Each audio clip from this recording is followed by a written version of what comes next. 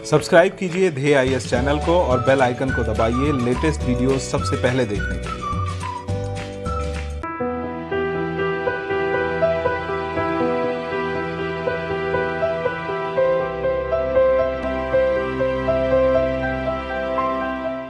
नमस्कार, मैं सुनील वर्मा ध्येय आईएएस टीम की ओर से आपका स्वागत करता हूं ध्येय टीवी पर। हम बात करेंगे डेली करंट अफेयर्स के अपने प्रोग्राम पर, जैसा कि हम प्रतिदिन करते आए हैं।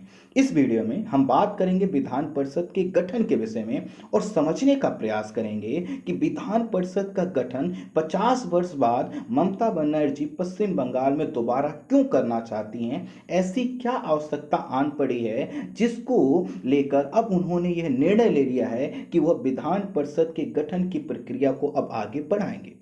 आपकी जानकारी के लिए मैं बता दूं कि पश्चिम बंगाल में विधान परिषद के गठन को लेकर यह कोई नया विचार नहीं है। वर्ष 2011 में ममता बनर्जी ने एक कमेटी का गठन किया था, लेकिन जो उस समय का जो हालात थे या उस समय की जो उनकी मंशा थी, वह विधान परिषद के गठन को लेकर वह किसी प्रस्ताव के रूप में विधानसभा में नहीं आ पाई और वह ठंडे बस्ते में चला गया। लेकिन हाल ही में जो चुनाव हुए थे, उस चुनाव में टीएमसी प्रमुख ममता बनर्जी ने घोषणा किया था कि वह सत्ता में आने के बाद पश्चिम बंगाल में विधान परिषद का गठन करेंगी। यह जो घोषणा थी इसलिए महत्वपूर्ण थी, दरअसल इस घोषणा के माध्यम से उन्होंने जनता और साथ ही साथ कुछ नेताओं को यह मैसेज देने का प्रयास किया कि वह हमेशा जो है कि उनके संपर्क में रहेंगे, अर्थात जिन नेताओं को टिकट नहीं मिल पाया और साथ ही साथ जिस क्षेत्र से टीएमसी का कोई व्यक्ति जो है कि विधानसभा तक नहीं पहुंच पाया है, उनको भी शासन की प्रक्रिया से जोड़कर रखा जाएगा और उसके लिए विधान परिषद का गठन किया जाएगा।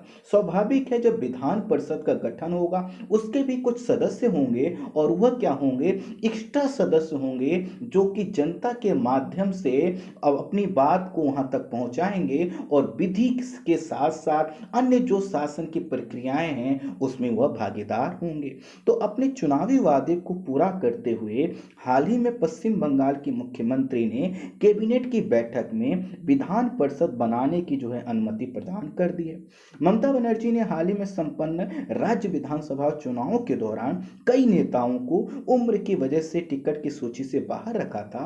तो कई लोगों का मानना है कि यह जो नेता हैं जिनको टिकट नहीं मिल पाया था, ये असंतुष्ट ना हो जाए, इसके कारण जो है कि इन्होंने यह निर्णय लिया है, क्योंकि यह असंतुष्ट नेता बीजेपी के खेमे में जा सकते हैं और इससे क्या होगा, टीएमसी को नुकसान हो सकता है। वहीं कुछ लोगों का मानना है कि ममता बनर्जी खुद नंदीग्राम से चुनाव हार चुकी हैं और आपको पता है कि जब तक वह क्या होती हैं, दोबारा विधायक नहीं बन जाती, उससे पहले वह मात्र और मात्र 6 महीने तक मुख्यमंत्री रह सकती हैं। अब उनको अगर या तो दोबारा चुनाव लड़ना होगा किसी सीट से, या फिर जो है कि क्या करना होगा, विधान परिषद के माध्यम से उनको आना होगा। तो कुछ लोगों का कहना है कि विधान परिषद का जो गठन है वो इसीलिए करवाना चाहते हैं ताकि उनको दोबारा जो चुनाव लड़ने की झंझट है या हारने की झंझट से मुक्ति मिल जाए। वहीं कुछ समीक्षकों का मानना है कि इस प्रक्रिया के माध्यम से टीएमसी ऐसे नेताओं और कार्यकर्ताओं को शासन प्रणाली का हिस्सा बनाना चाहती है जो प्रत्यक्षता चुनाव जीतकर तो नहीं आ सकते, लेकिन वह टीएमसी के खास हैं, उनकी जनता में पकड़ है और साथ ही साथ वह जनता के माध्यम जनता के बीच में अच्छा मैसेज टीएमसी का पहुंचाते हैं। तो ऐसे क्या होगा, टीएमसी के पास ऐसे अधिक नेता होंगे जो जनता की आवश्यकता को या उनकी मांग को वहां तक पहुंचा सकेंगे। इससे भी फायदा होगा कि शिक्षाविदों और बुद्धिजीवियों को एक मंच मिलेगा और यह क्या होगा, जन कल्याण को बढ़ावा देने वाली नीतियों को विधान परिषद और विधानसभा के माध्यम से बनवा सकेंगे।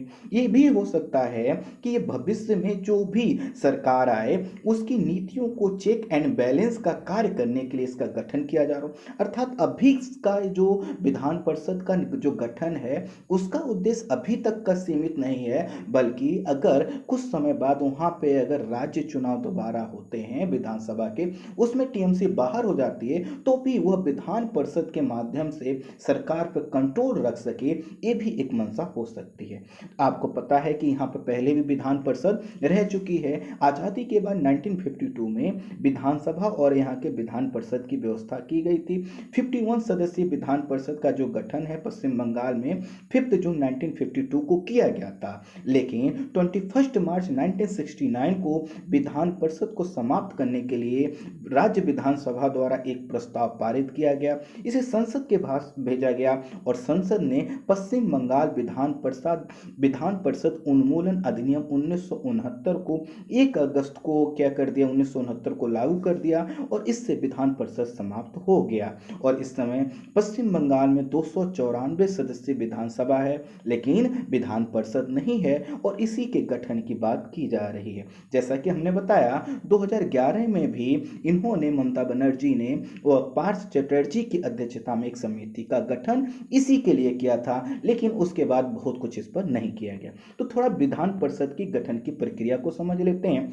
संविधान के अनुच्छेद 169, 171 के सब क्लॉज 1 और 171 के सब क्लॉज 2 में क्या किया गया है, विधान परिषद के गठन और उसकी संरचना के विषय में बताया गया है।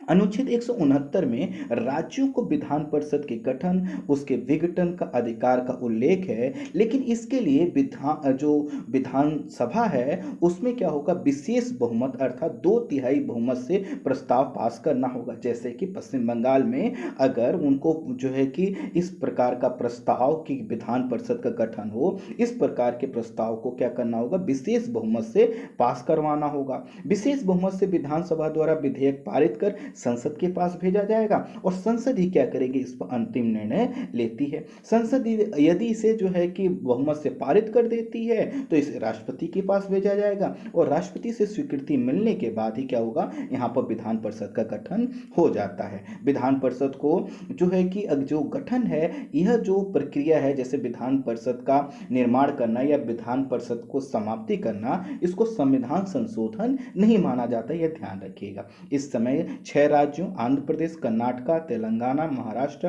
बिहार और उत्तर प्रदेश में क्या है, विधान परिषद है। पहले जम्मू कश्मीर में भी हुआ करती थी, लेकिन अब क्या हो चुका है, जम्मू कश्मीर और लद्दाख एक यूटी के रूप में कन्वर्ट हो चुका है। तो इसकी संरचना कैसे होगी, तो अनुच्छेद 171 में कहा गया है कि विधान परिषद के कुल सदस्यों की संख्या इस विधानसभा अर्थात जो भी विधानसभा के तहत वो बनाई जा रही है उसकी कुल संख्या की 1/3 से अधिक नहीं हो सकती। अर्थात जो भी सदस्य संख्या विधानसभा की है उसके 1/3 से अधिक सदस्य विधान परिषद में नहीं हो सकते। हाँ, सदस्य संख्या कम से कम विधान परिषद में 40 होगी। जो कार्यकाल होता है वो 6 वर्ष का होता है और 1/3 सदस्य प्रति 2 वर्ष बाद क्या हो जाते हैं, सेवानिवृत्त हो जाते हैं। यह एक स्थायी परिषद होती है जैसे कि राज्यसभा, इसलिए कभी भंग नहीं होती और इसमें जो निर्वाचन होता है वो प्रत्यक्ष नहीं होगा। गठन किस तरह से होगा उसको देख लीजिए। 1/3 सदस्यों का जो चुनाव है वो विधानसभा के निर्वाचित सदस्य करते हैं। 1/3 सदस्य जो है कि राज्य की नगर पालिकाओं, स्थानीय निकायों और अन्य बोर्डों से चुने जाते हैं। 1/6 सदस्यों का मनोनयन राज्यपाल द्वारा किया जाता है जो साहित्य, कला, विज्ञान, सहकारिता और समाज सेवा से संबंधित हो सकते हैं। 1/12 सदस्य ऐसे व्यक्तियों द्वारा चुने जाएंगे जिन्होंने 3 वर्ष पूर्व स्नातक की डिग्री प्राप्त कर लिया हो। 1/12 जो सदस्य हैं वह उच्च माध्यमिक विद्यालय या उच्च शिक्षण संस्थानों में अध्यापन कर रहे अध्यापकों के द्वारा चुने जाएंगे और सदस्यों का जो चुनाव होगा वो आनुपातिक प्रतिनिधित्व प्रणाली के आधार पर एकल संक्रमणीय गुप्त मतदान द्वारा किया जाएगा। सदस्यों की अर्हता क्या होगी, तो इसका उल्लेख अनुच्छेद 173 में किया गया है कि वो भारत का नागरिक होगा, न्यूनतम आयु 30 वर्ष होगी और जिस क्षेत्र का प्रतिनिधित्व वह कर रहा है वहां की मतदाता सूची में उसका नाम होना चाहिए। राज्यपाल द्वारा जिस व्यक्ति का मनोनयन किया जा रहा है, चाहे वो किसी क्षेत्र से हो, वह उसी राज्य का होना चाहिए और व्यक्ति क्या हो, मानसिक रूप से असमर्थ या दिवालिया नहीं होना चाहिए।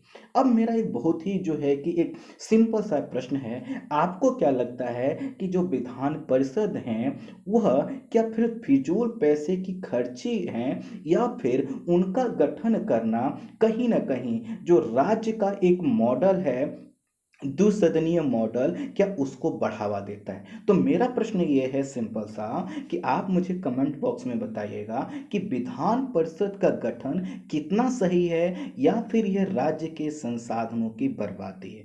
आपका जो आंसर होगा थोड़ा सा बड़ा हो सकता है, लेकिन मुझे बेसब्री से इंतजार रहेगा कि आप थोड़ा सटीक आंसर दीजिएगा। इस वीडियो में इतना ही। Thank you so much.